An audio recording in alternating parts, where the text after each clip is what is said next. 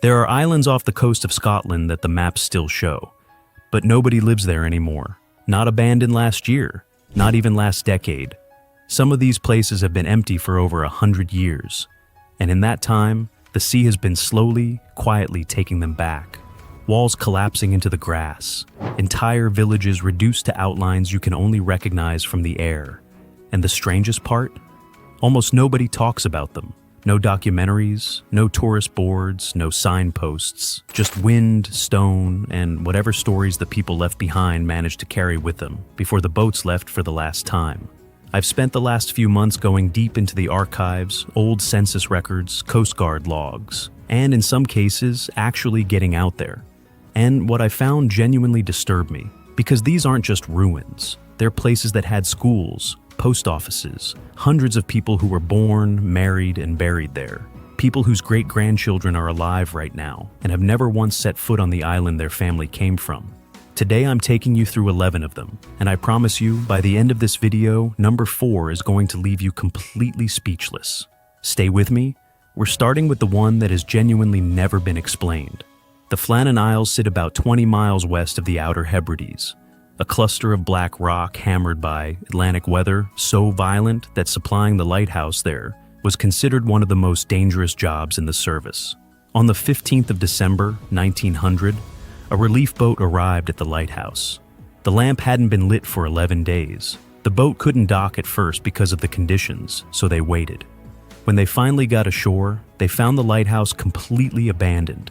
3 experienced keepers, James Ducat, Thomas Marshall, and Donald MacArthur, had vanished. Meals half-eaten on the table. A clock stopped. One chair overturned as if someone had stood up suddenly. The last log entry described weather so bad the men, who'd worked in storms their whole lives, were terrified. Nobody has ever found them. Nobody has ever explained what happened. And the lighthouse, automated now, still flashes its warning light over the same water where 3 men walked off the edge of the world. But the Flannans are actually the famous one. The islands I really want to show you, most people have never even heard of, because some of the islands coming up weren't just abandoned, they were cleared, forcibly. Entire communities given days to pack what they could carry, loaded onto ships, and deposited on the mainland like cargo. And a few of them never got over it. Let's keep going. Most people who've heard of Soay know it from St. Kilda. The archipelago's so remote it's considered the edge of the habitable world. But Soay, just off the south coast of Skye, is its quieter, less famous cousin. And in some ways, its story is more haunting because it happened so much more recently. Soay was home to a working community well into the 20th century. A shark fishery was established there in the 1940s by the writer Gavin Maxwell. Yes, the same man who later wrote Ring of Bright Water, who arrived with grand ambitions of building an industry and left having burned through 2 fortunes and the goodwill of everyone on the island. The operation collapsed. The last residents left in 1953. The houses are still there. Some of the equipment is still there. A rusted winch sits on the shore as if someone stepped away from it 70 years ago and simply forgot to come back. The Garvaloks are a chain of small islands in the Firth of Lorne, and they contain something that makes archaeologists go slightly mad. What may be the oldest surviving monastic buildings in all of Scotland. We're talking 6th century, possibly built by St. Brendan himself, the Irish monk who allegedly sailed to America in a curragh 900 years before Columbus. The islands were inhabited on and off for centuries, then emptied, then quietly forgotten by everyone, except a handful of historians and sea kayakers who sometimes paddle out there in summer. The beehive cells, small domed stone rooms where monks once slept, are still standing, still intact. In a field with no fence, no sign, no visitor center, just there, open to the sky. I told you number 4 would get you. Here it is. Scarba is separated from the island of Jura by a 1/4 mile of water called the Corryvreckan. And the Corryvreckan is one of the largest and most powerful whirlpools in the world. On a flood tide, the standing waves reach 30 feet. The roar of it can be heard 10 miles away. George Orwell was almost killed there in 1947 when his boat was caught in the outer edges of the maelstrom. He'd been living on Jura to finish 1984 and took a day trip that nearly ended with the manuscript at the bottom of the sea. Scarba itself was inhabited for centuries, farmers, fishermen, people who presumably made a kind of peace with living next to something that sounded like the end of the world every 6 hours. The last permanent residents left in the early 20th century. Now, it's home to red deer, golden eagles, and nothing else. The farmhouses are shells, and the Corryvrecken still roars beside them, indifferent and enormous, just as it always did. Here's what keeps getting me about all of this. These aren't ancient ruins from before recorded history. These are places with living memory. There are people alive today whose grandparents were born on islands we're about to look at. People who still carry the Gaelic place names, the fishing songs, the recipes. The islands are empty. The culture nearly came with them. Nearly. Luing is one of the few islands on this list that still has residents. Just. But it's included because of what it lost. For over 2 centuries, Luing was the center of Scotland's slate industry. The quarries here produced millions of roofing slates that ended up on buildings all over the country. Entire rows of Victorian terraces in Glasgow and Edinburgh were roofed with Luing slate. The island had a community built entirely around that industry. Tied housing, company shops, generations of quarry workers. The quarry closed in 1965. Most of the workforce left within a decade. The population, which once numbered in the hundreds, collapsed. The abandoned quarry faces now grow ferns, and somewhere under those ferns are the handprints, literally, of men whose names nobody remembers. Gig Hay sits in the Sound of Barra, a tiny island with a population that never exceeded around 40 people. A whole community balanced on the absolute knife edge of viability. One bad harvest, one particularly brutal winter, one fishing season when the catches didn't come, and a community that small simply tips over. It tipped over in 1931. The last family left because the children needed schooling, and there weren't enough of them left to justify keeping a teacher. That's it.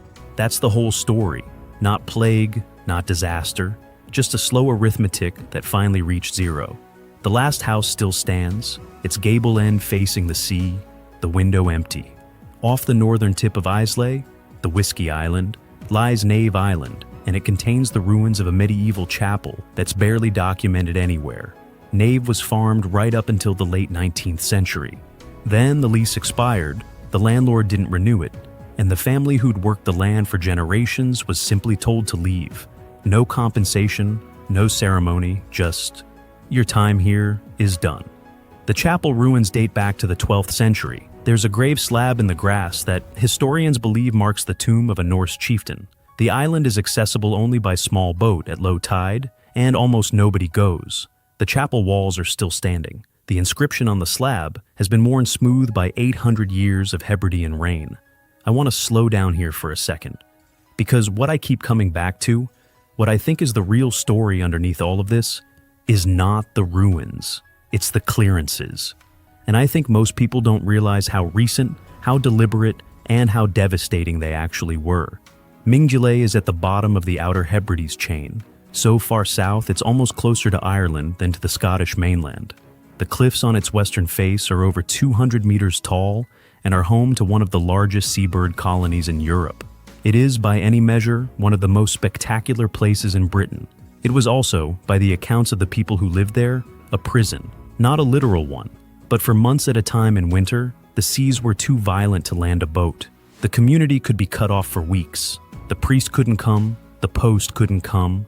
Women went into labor with no medical help available and no way to call for any. The last residents, around 150 people, petitioned for evacuation in 1912. Not because they were forced to leave, because they begged to. They were relocated to Vatersay, 5 miles north. Mingulay has been empty ever since, and the cliffs are still extraordinary.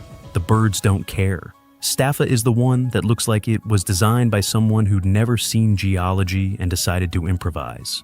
The entire island is made of hexagonal basalt columns, perfectly formed, interlocking, like a cathedral built by a mathematician. Fingal's Cave runs deep into the rock, and the acoustics inside it are so extraordinary that Mendelssohn visited in 1829 and immediately went home and wrote a piece of music about it. There was a small settlement on Staffa until the mid-19th century, then it emptied.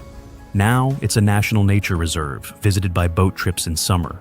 But in winter, in the 6 months when the tourist boats don't come, it's entirely alone again. The sea fills Fingal's cave, and the sound it makes is exactly what you'd expect from a place that inspired a composer to write an overture: low, resonant, infinite. Oronsay is connected to Colonsay at low tide by a tidal strand called the Strand, which means for a few hours a day you can walk between islands, and for the rest of the day you can't. The Augustinian priory on Oronsay dates from the 14th century and contains some of the finest medieval carved grave slabs in Scotland. Warriors in chainmail, priests with their hands folded, intricately decorated panels that took craftsmen years to complete. The priory was dissolved. The monks left. The island was farmed by a handful of families until the 20th century, when the population drained away to almost nothing. The carvings are still there, in a small, roofless building that's been propped up with steel supports so the walls don't fall in entirely. The detail in the stonework is astonishing. The grass grows through the flagstones around them, the last one. And I've saved it because it's the one with the strangest ending. Alien Shona sits in Loch Moidart on the western coast of the Scottish mainland, technically part of the Inner Hebrides in the broader sense. It was cleared of its crofting tenants in the 19th century to make way for a Victorian sporting estate. Deer, fishing, the usual story. The families who'd farmed it for generations were removed. The island became a playground for the wealthy. And then, here's the thing. J.M. Barrie came to stay in 1920. The man who created Peter Pan. He spent a summer on Eilean Shona and wrote the screenplay for the first film adaptation of his play in a cottage there, which means that the island where the original population was erased to make room for the rich ended up being the place where the most famous story about a boy who never grew up, who refuses to forget, who keeps going back, was given its final form. I have no idea if that's a coincidence, but I've been thinking about it ever since I found it. 11 islands, some empty for a century, some for 500 years, all of them still there. The stones, the cliffs, the grave slabs, the rusted winches, waiting in the specific way that abandoned places wait, for someone to come back who never will. What gets me is how unknown all of this is. You can drive around Scotland, visit every castle, drink whiskey in every distillery on Islay, and never once be told about the communities that were here first. The people who were moved or starved out, or simply outweighted by arithmetic and weather and the indifference of landlords. The islands are still beautiful. The stories are still there if you look for them. And I think they deserve to be told. If you made it this far, genuinely thank you. This one took a while to put together, and I'm proud of it. If it hit something for you, drop it in the comments. I read all of them. And if you want more of this kind of thing, I've got a video on the abandoned coastal towns of mainland Scotland that I think you'll like even more than this one. It's right there. I'll see you in it.